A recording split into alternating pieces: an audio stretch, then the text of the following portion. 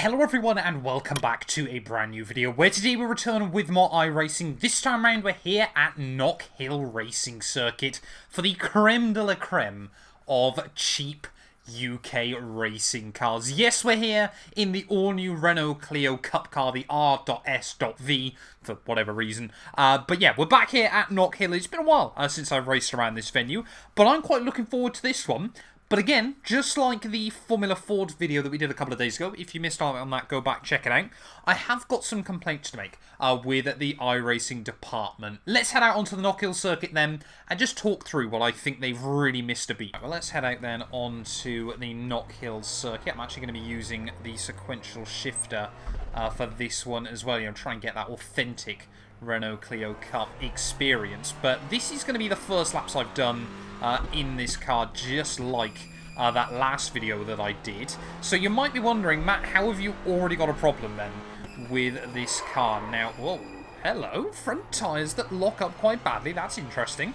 Hopefully once they're up to temperature we won't get too many issues with that. But already, before I even jumped in, I've got one small problem with this car, and it's got nothing to do with the car itself. Now, of course, when this thing got announced a few weeks ago, I was really excited. I thought, this is going to be great. We're going to finally have some proper cars again that, tin-top racers that can go around tracks like Knock Hill, that can make use of the inner loop at Virginia International. And, Snetterton, one of the shorter layouts there, can come back. Silverstone National and International, we can race around there. Even Donington Park Short could be fantastic fun. iRacing announced it was going to be a 15-minute series. I thought, yeah, that's no big issue. I can get that, slower card. People don't want to be racing this thing for 45 minutes around a lot of places. So why are we still heading to big Grand Prix venues every week? And why am I heading almost straight in towards a barrier? Come on. Kind of makes my point seem a little bit less strong there, doesn't it? When I can't drive this thing around a tiny little venue. It's going to take a little bit of work there to try and get used to those front tyres. But, again, I know it's only the preliminary calendar that has been confirmed so far, but why on earth, for example, I love Spa as a race circuit. I think it's, still in my opinion, probably second best track in the world, just behind the Nordschleife. But in a car like this, in a 15-minute race, we're going to get 5 laps, maybe 6, if we're lucky. I don't get why there's so much content on this sim when it comes to tracks, when they go and scan, a big venue, like I said, Virginia International or Silverstone or something like that, and they go to the effort and the hassle of bringing us the shorter circuits from those locations as well. Why don't we use them in cars like this? This is perfectly set up for those sorts of combos. This thing I was really looking forward to. I was like, this is going to be, my replacement for the GR86. I was naive in thinking that it might not be so full of chaos and carnage. Again, really struggling through that. Knock Hill is a difficult circuit, don't forget, at the end of the day. I don't get how they've kind of either have decided against it or have missed it completely, that this thing should be racing around the smaller locations. Me and a couple of mates have been speaking about, you could have gone Hockenheim short, you could have gone Nürburgring short. There's so many venues on the sim that are underutilised at the moment that they could have absolutely got people to buy the tracks, or got people, finally using those other combos, because they would have sort of seen this car and gone, you know what, actually I fancy taking that around one of these little venues. Like I said, Spa's a fantastic track, but I don't want to sit for a minute going up the Kemmel Straight in this thing when it can barely go over the UK speed limit.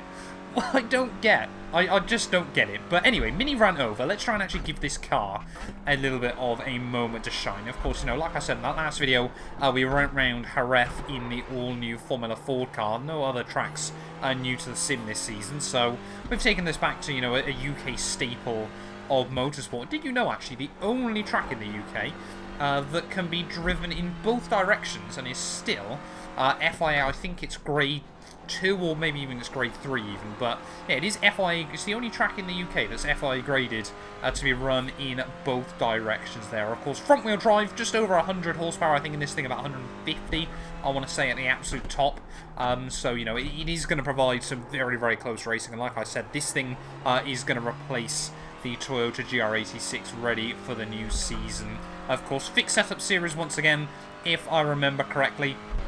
you know, looking at the next season calendar, I don't think it's got any traction control. It definitely hasn't got ABS, of course. You don't really need traction control in a front-wheel drive like this as well. Still getting very, very leery and loose through Duffer's Dip. Might have to actually go for a couple of proper sweat mode laps, of course, later on in the video, but it does sound quite good as well. You know, I always think, you know, a little Renault Clio Cup car like this, you know, I do watch these things on TV when I get a chance. Of course, one of the support series to the British touring cars, which of course iRacing have completely cornered, sorry, not iRacing, even R Factor 2, sorry, has completely cornered, of course, that side of the market. Of course, you know, we have got the TCR cars still on the iRacing sim, but it would have been nice to get some of those British touring cars as well onto the platform. Not going to happen until motorsport games go bust, but that's a story for another day. But yeah, let's actually try and go for some proper attacking laps then in this Renault Cup car there. You can see revs up to about 6,500 RPM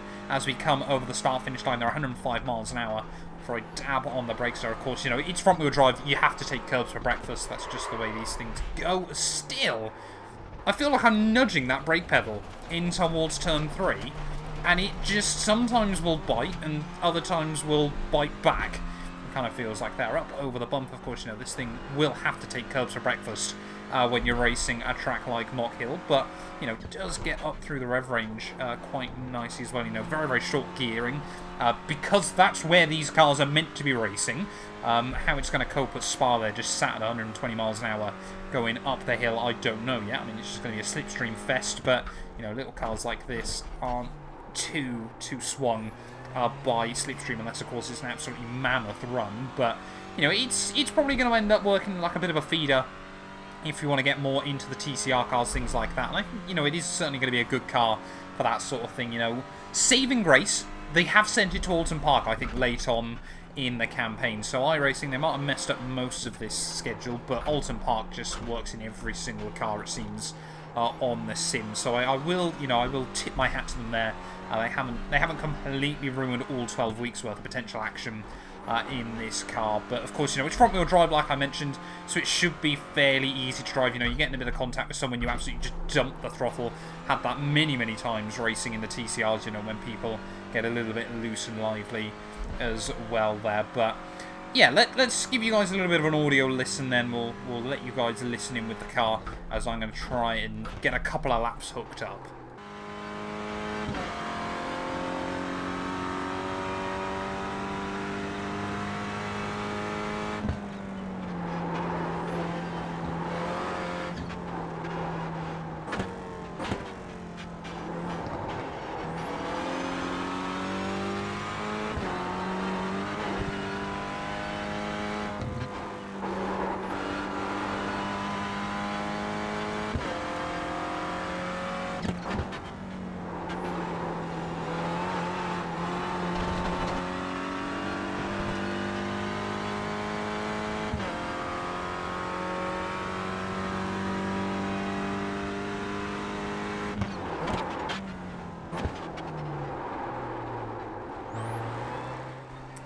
There we go, then heading out of the final corner. It's been a decent lap around this Knock Hill circuit. Of course, we have got the little lap timer on the dash, so I don't even need to go back through my black box. So there we go, 57.46 is pretty much what I've been able to match throughout the rest of the session then. But yeah, I think, you know, I think a lot of people, I think, were expecting this car to be free. It was either, you know, iRacing were never going to give us 2 cars for free in the same season. But I genuinely don't know how this thing is going to cope on the sim early on. You know, it wouldn't surprise me if they just, because they've missed the beat with the calendar, that was a lot of curb up over the top. You know, whether we're going to see, you know, I know I've already got a couple of mates that aren't going to buy it just looking at the preliminary calendar.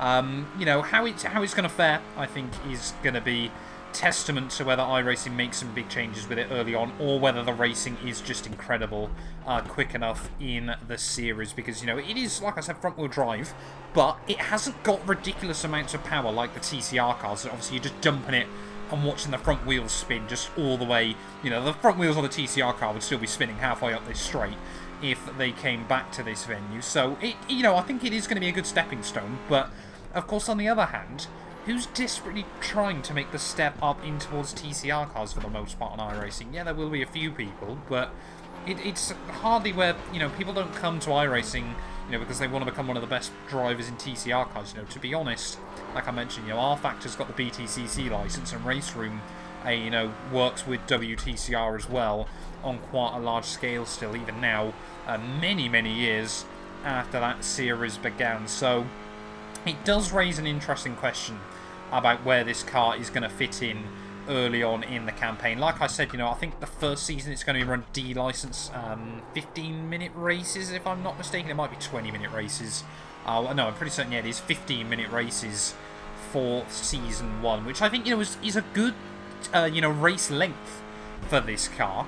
But, of course, if that was around a little circuit like this, you get 16 laps out of it. Spa, like I mentioned, you're going to get 5, which still seems, yeah, crazy to me. Let me know your thoughts on that one down in the comments below. As again, we're just going to find the gravel trap around this Knock Hill circuit. It's an unforgiving circuit. You know, car that, to be fair, is quite forgiving there as well. You know, I think it is going to be one of those ones that, you know, people can jump in and get pretty quick up to speed, but I do worry that it is going to fall out of public favour rather quickly. And this really shouldn't be a car that does. You know, this should be something you can jump in, races every hour. You know, say you've just finished a VRS race that didn't go your way, and you know what, you fancy, you know, just rubbing his racing against some other people there. This should be the car that absolutely fills that void on the sim. But I'm a little bit worried. I'm more than happy to be proven wrong, and to be honest, I really do want to be proven wrong, because I do think, you know, cars like this have got a lot of potential in the sim, because, you know, they are good fun for everyone. But will it be good fun sat there for a minute going up the Kemmel Straight? We'll wait and see. Thank you all so much for watching this video. Like I said, let me know your thoughts and feelings on this one down in the comments below. Let's try, you know what, let's go for one more attacking lap there around this Knock Hill circuit. See if I can get a bit closer to the 56s as well. I don't even know, to be completely honest. I'd imagine this thing is sequential shifter, isn't it? Surely. But I don't know 100% there whether I've just looked like a mug going around with a sequential when it's actually got flappy paddles nowadays, of course. You know, I do like to keep some authenticity in some of these cars as well. You know, if I was going to race Camel GT, which is still sometimes tempting, then I would still be doing that with a H-pattern box as well. But up towards the line then, what is that lap time going to be? 57.7. Let's go one more sweat mode lap.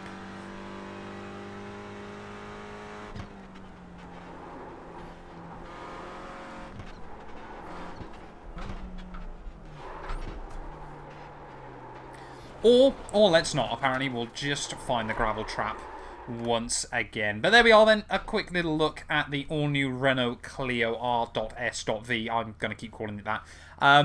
Yeah, we'll wait and see as to how this thing fares on the iRacing platform. But if you have enjoyed, like I said, please do make sure you leave a like, get yourself subscribed. There will be plenty more iRacing content coming in the near future. But of course, Gran Turismo 7, F1 22 as well. You know, we've still got some league racing going on with that, and maybe some other races as well, if you're lucky. But thank you all so much, and we'll be back very, very soon with more sim racing content.